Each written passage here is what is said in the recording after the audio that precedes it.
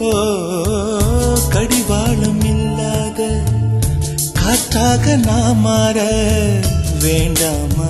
வேண்டாமா கடிகாரம் இல்லாத ஒரு பார்த்து குடியேற வேண்டாமா வேண்டாமா கை கோர்க்கும் போதெல்லாம் கைரேகை தேயட்டும் முத்தத்தின் எண்ணிக்கை முடிவென்று போகட்டும் பகலெல்லாம் இரவாகி போனால் என்ன இரவெல்லாம் விடியாமல் நீண்டால் என்ன